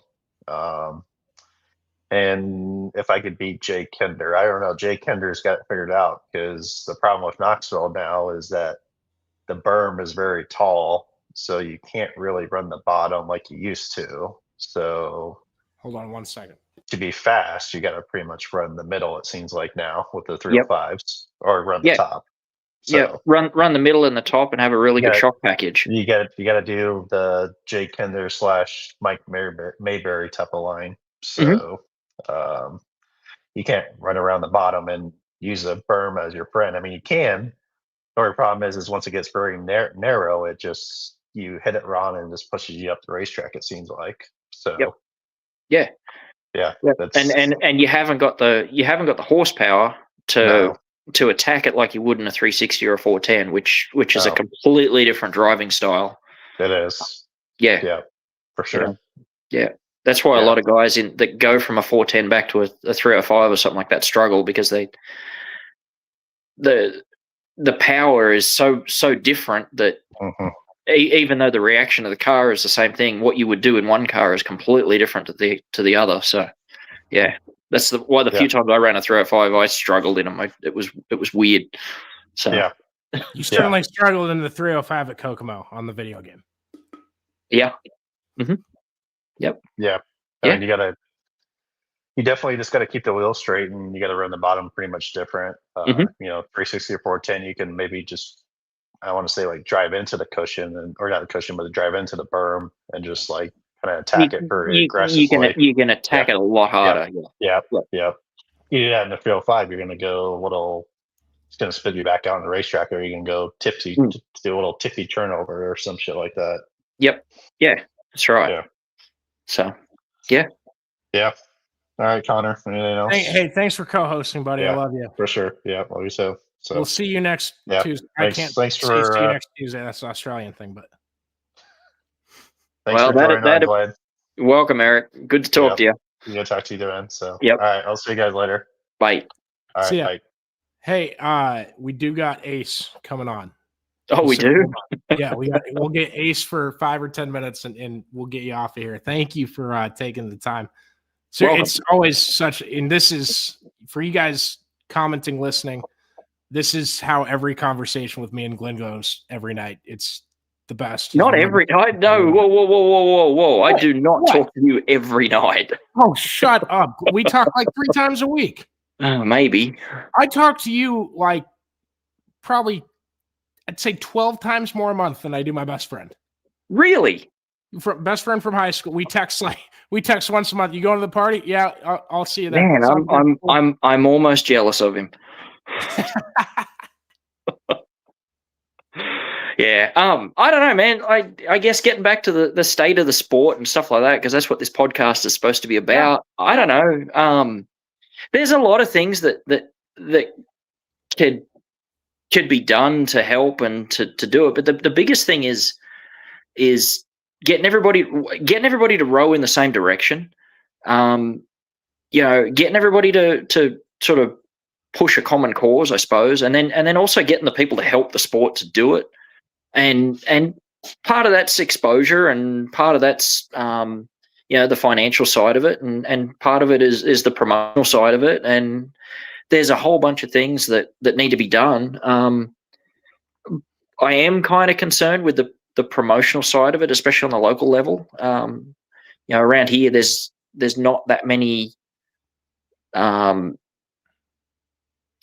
a lot more tracks going away because people don't want to take the financial risk to step up and promote a weekly show. And I'd say too that like the model of a weekly show and would you talk over me or not talk over, but if I say something out of turn here, come back at me as hard as you can. But I think a weekly show right now, it feels like it loses money almost everywhere, especially when you're starting from fresh, trying to establish a weekly show. It loses money, and those are the weeks that lose money for you, and your big events make it back. And so some of these tracks have pivoted to just having big events, and that's all they have at the racetrack. Like I see that's where I go back to. In Australia, we do things a lot different. Like I remember as a little kid. I remember as a little kid growing up at the Sydney Showgrounds before that got demolished. The first half of the night was sidecars and solos. So solos are the lightweight European speedway bikes. Okay, like they run at Costa Mesa, 500cc, no brakes, that kind of thing. So the first part of the night was sidecars and solos, and it was a bike show, and then they'd go through, they'd blade the dolomite or the sand or whatever they had on top of the track to get the bikes to slide. They'd go through, they grade that off really quick. Even actually the Newcastle Motordrome used to do it as well. They grade it and then they'd run midgets or speed cars for the rest of the night up until about 10 o'clock at night. And those split programs were great. There's other nights there where they might put monster trucks on, or they might have a demolition derby or something like that. And there's like a lot of those. I guess that goes back to my point with where we're at in the sport is everybody just opens the gates up, puts the same few classes on every week, and it becomes an oversold sort of process. I feel like you could. You have your regular classes to build your local heroes, whether it be a stock car or a modified or a sprint car of some sort or whatever.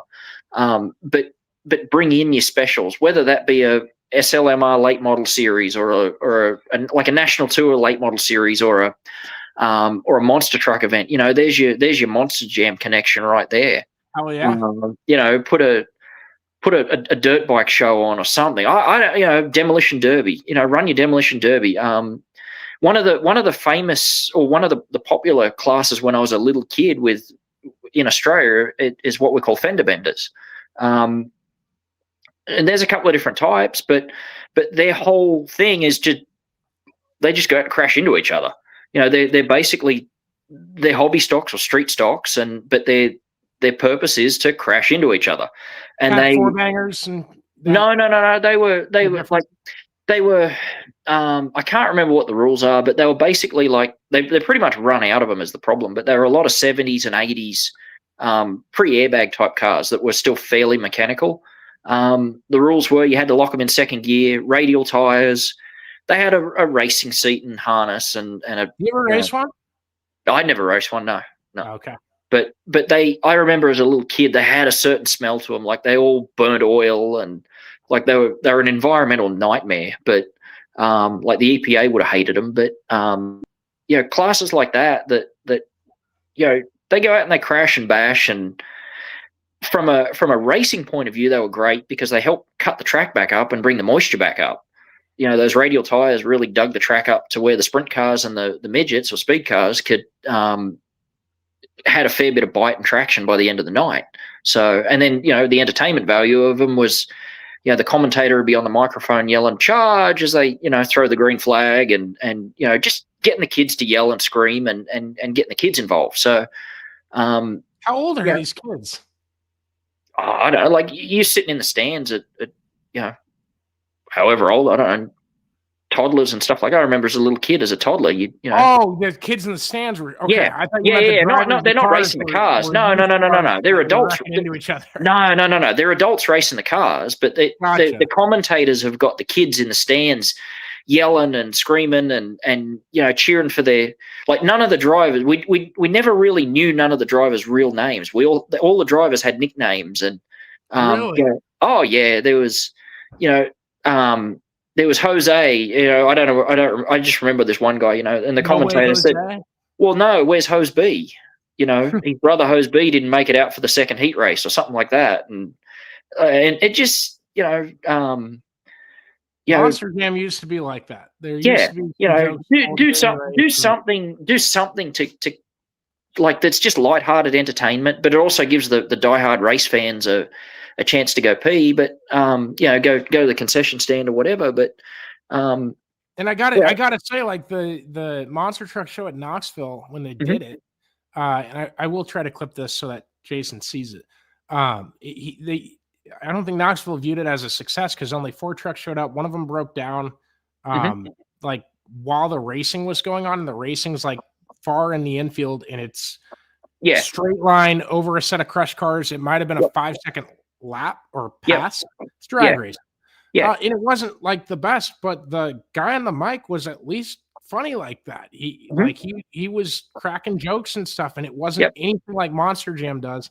That's entirely too PR heavy and aimed at legitimately a 5-year-old in the stands, and that's all that they're getting. Yeah. All right, we're joined by a special guest here. Hello. Oh, geez, the lighting's terrible. Wow. This is professional job.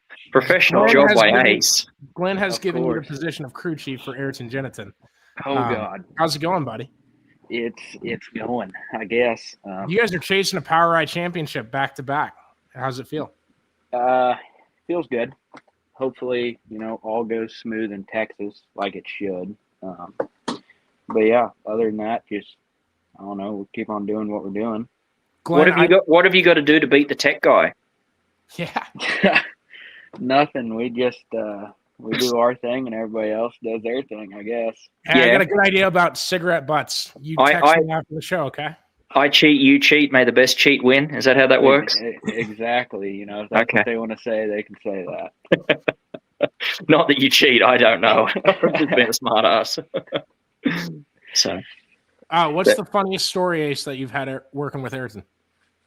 Oh gosh, there's a few out there. Some of them I don't know if they should be out to the public or not. I think all of them. Well, you can tell me off the record. They'll be on the next show.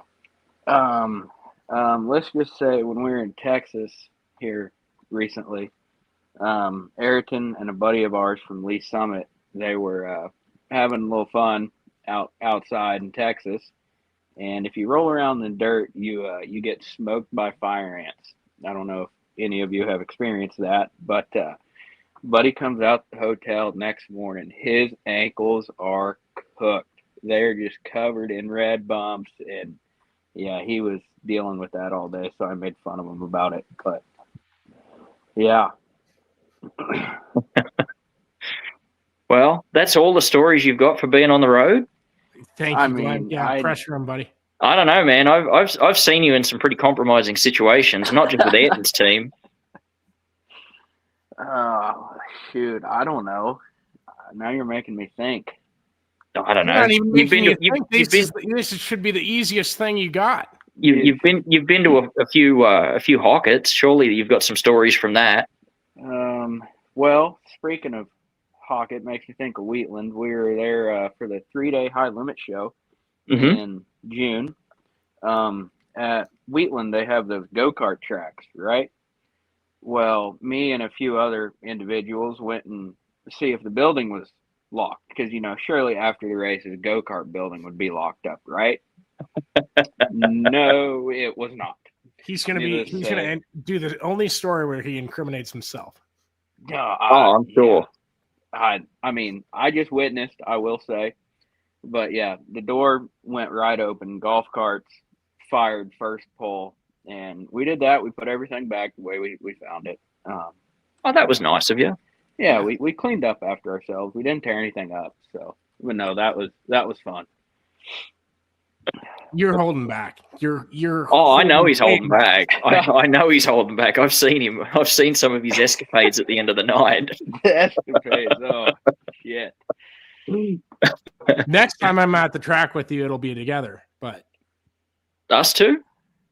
I won't be there. But yeah, you can Ace be there. Ace is a high roller, man. He doesn't go to the races I frequent. Is Jonathan going high roller? Ace barely talks to me. No, Ace barely talks to me in the pits now. Ace told me that he thinks Jonathan might go high roller. He might. Yeah, we might. Yeah. Oh, that's shitty. Now you're just leading people on something that's definitely not going to happen. Blind squirrel finds a nut every now and again. That's right. Exactly. What's the best thing about working for Ayrton? That's probably Monday mornings or something like that, wouldn't it? Oh, definitely Monday morning or something like that. If you like a good 2 hours by yourself, and you're a big early riser, you definitely get a few hours to yourself every morning, which I don't know, to me is nice. It's not the a best bad thing thing about him is he doesn't wake up until 10, 11 o'clock. No, he could be up at before the sun comes up, but he doesn't like to roll out of bed sometimes. But hey, he does his own thing. I let him be. These stories were awful. Yeah, I don't know, man. Ace has worked for a few teams though too. Like he's got some stories for some other teams. I know that. I just bought a present for Ace. I have it here. I'm not going to risk shipping it. I will give it to you next time I see you. Hey, I also have something for you, but I'm not going to ship it either. Yeah. Hell yeah. Okay. Are you live down in Missouri, right? Yep. Okay. I'll come down for a weekend. Me and Ayrton. I'll stay the night Saturday, and we'll just hang. Lake of the Ozarks finest, right there, aren't you, Ace? We'll find. I'm closer to Sedalia. Oh, okay. The old historic half mile is only like 15 minutes away from me. No kidding. That's a fun place. Yeah, I drive by once. Maybe once. No, I did. I ran there once. Whenever I was going to college, well, that was something. But wait a minute. Whoa! You went to college? I did go to college. Really? Actually. Oh, yeah. I thought you went to working on race cars straight out of high school. No, I did do that, but then I went to State Fair and got my CNC machining and did some TIG welding stuff and everything like that. Fair enough. Okay. There you go. I had no idea. I just figured you and Connor were best friends. That's all. The man who talks about you. What school did you go to? State Fair Community College. Okay. Stick. Yep. Central Missouri's finest. Yep. Yeah, I've been friends with Ace for a long time too. Like you and Ace probably came. Did you know that, Ace? What? That he was friends with you? Oh, that's news to me. My friends. Someone's got to keep you on your toes, Connor. Don't stress. Somebody. I met Glenn in 2020, and that was the best night ever. Gosh, That's what I say about Glenn. 2020. When he gets on this show, Yeah. he comes after I can me. tell you where it was. It was Adams County Speedway Yeah, in that place was- Iowa. It was Dude, a Hey, we used to have There the were sponsorship six- for the Victory Lane down 6 there. cars show up. It's no longer. yeah. There's 6 or 8 cars show up down there, and Ace was working for the Wagner brothers. Yeah. And crew chief to the Stars, and I was talking to them too, and I asked who the silent kid was standing there perving on out, like being a pervert in the corner, trying to figure out if he was what was wrong with him or something. He was like a mute, just sort of standing there. He didn't know what to say, he didn't know what to do. It was weird. I was probably really weird. look like that a lot of times in my career, but that's funny to hear about Ace because when he's just standing there doing nothing, he does look really funny. Well, he does a good job of That's it. how I We've all got a introduced skill. myself to him. We've all got a skill. I walked up and I'm expecting Hey, somebody's to be got like, to do it. That's right. it's like my name's John or Jose or something. And he's like, my name's Ace. Ace. Yeah. Ace Moneymaker. I'm here to make you a NASCAR Cup Series star. That's the intro to the 2006 career mode on NASCAR on the PlayStation 2. Yep. So when are you going to Texas, Ace? Next weekend. We'll leave next weekend. Thursday and go down. I'd go with you. I got a Okay. new job now, so I can't. But Ayrton uninvited. What me are for the you trip. doing, Connor? What's this new job? Hopefully- Fuck off. We've covered this. What are you doing? I haven't heard. This is. I'm on the radio statewide. What every are day you for doing? 5 What are you doing, Connor? Talking about sports. sports. You pay he's- attention to sports? He's talk second. rock? He's second reserve DJ from the 2 to 5 slot, I am the producer. I hit all and the he buttons. is very proud of it. I'm Shut the surprised fuck he up, hasn't Glenn. told anybody yet. He's Well, very I guess proud way of it. more listeners than what we get unless Glen Saville is on, and then we're the most popular show on the internet. I don't know how. This might get a million views. if I we get doubt on. it. I Glen doubt it. Saville's on. There's not that many people want to hear me Fucking talk. Glen Saville. Yeah, no, Dude, that's not how it works. Once I heard that Glenn was going to be in here, I was all for it. If it was just going to be Connor, I don't know about that one. I knew Yeah. that too. I wouldn't invite you if Glenn wasn't here. Ayrton Well- didn't respond to my tweet today. Who? You see this? Oh, I didn't see your tweet. No. So I saw. Okay, so Casey Somebody Kane had told somebody me. had to do some stuff at the shop today. Casey. yeah. Kane, The rest of us have jobs, who Connor. was that? Was that you or Ayrton then? Who was working? He One of you? he picked up in the afternoon. He had to have lunch to get him moving.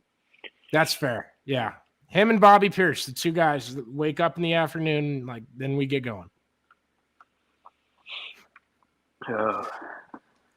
No, but so Casey Kane told me in August that the craziest thing that he ever saw, craziest piece of merchandise that he saw was him on a crock pot. Over the weekend, I saw a Jimmy Johnson crock pot on Twitter. Then today, I see a Travis Quapple crock pot. And I'm like, how do so many drivers from the mid-2000s in NASCAR have crock pots? And why aren't my sprint car fans or sprint car friends doing this, selling these? And I said I'd pay a boatload of money to have Dominic Scelzi's face on a crock pot facing my friends as they come in and eat my world-famous queso. I make it the best. I know nachos very well. Dude, this is the first time I've heard about this case. So And then I responded to my own I'm gonna tweet say, yeah. again, and I said, World hey, famous I'd in pay West Des Moines. significantly less for an Ayrton Jennington crockpot, but I'd still pay some.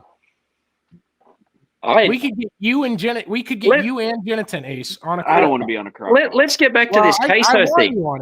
Yeah, Let's get back to this queso thing. That's a really bold claim, Connor. Dude, I love nachos. I know my way Okay. around nachos. I know how to make the best queso. I don't know. You've seen Ace. I think he knows his way around a plate of nachos as well. Wow. Heard that. What a comment. Hey, I'm not even gonna get mad at it because it's true thing's been said since I've got on. Ace is in shape. Rounds of shape. Don't stress. Oh, hey, Ace, how many pounds? Seriously, this is a complimentary thing to Ace. I'm not trying to bust his balls. How many pounds have you lost in the last 8 months? You give me the actual dates. So It's impressive. March 1st to now, I've lost like 60 pounds. I love it. I don't know. And if it's that's helping healthy, Ayrton but, power himself to a championship. Sure.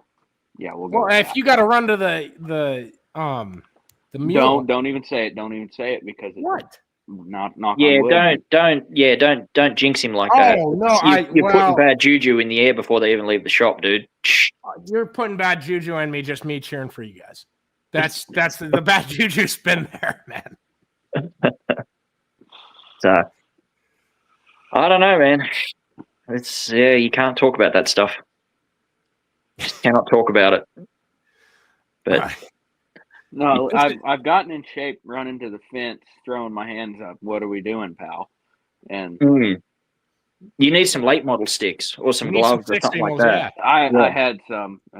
Callan told me to get rid of.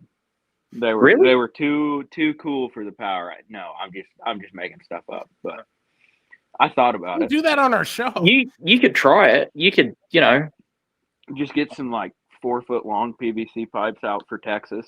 Yeah. You stand on top of the mule. Yeah, put some stripes around them with some fluorescent tape and the reflective tape and stuff like that, or you could just get one of those 2-channel receivers and talk to him directly. We already do that half the time. You could put like a decal or a paint scheme on the sticks that look like a liquid dripping off of it.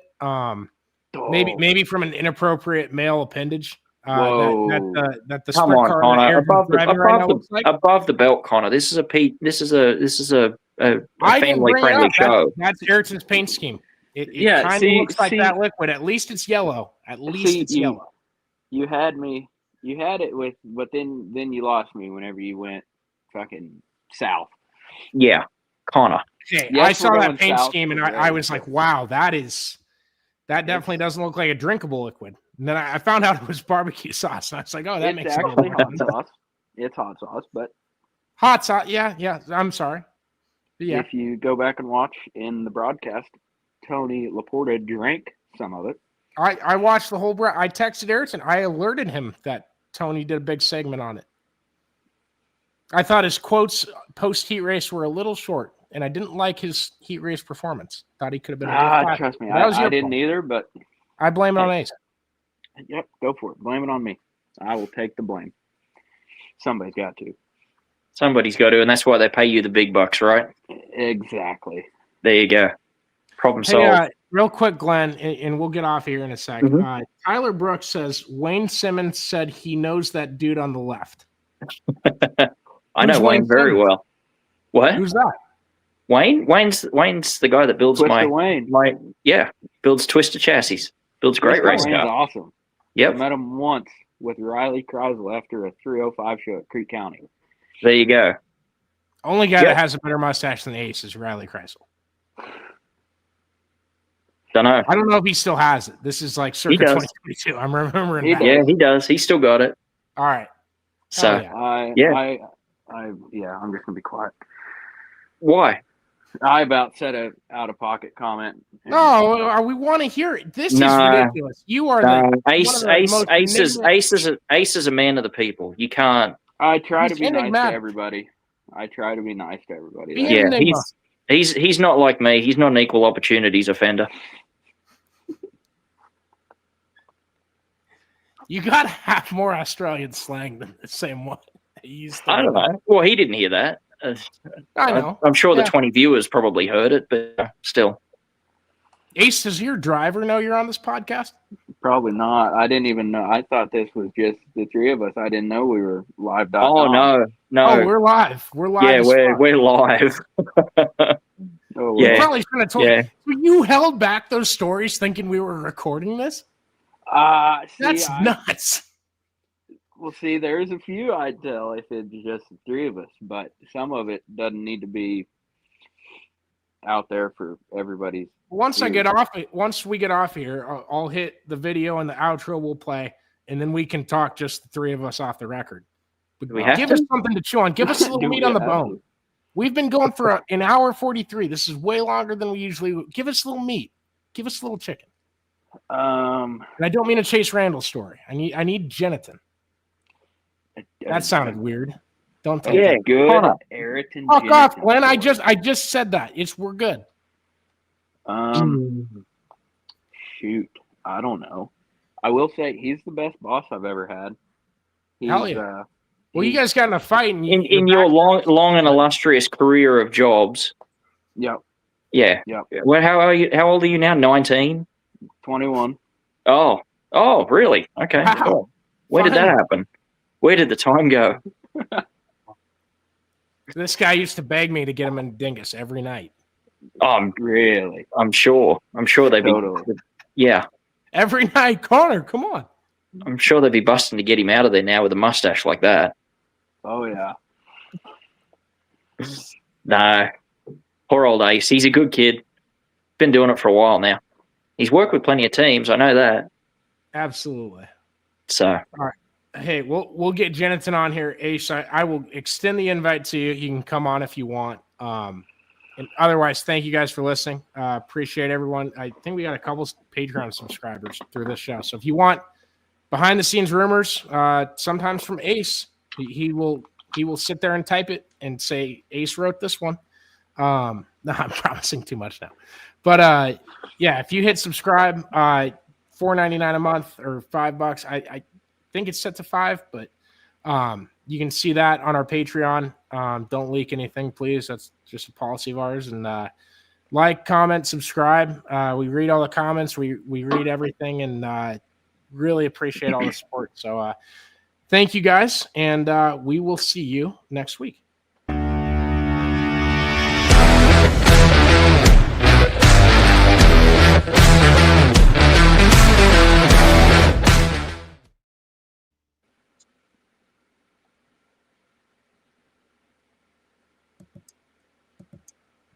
I'm hitting in stream.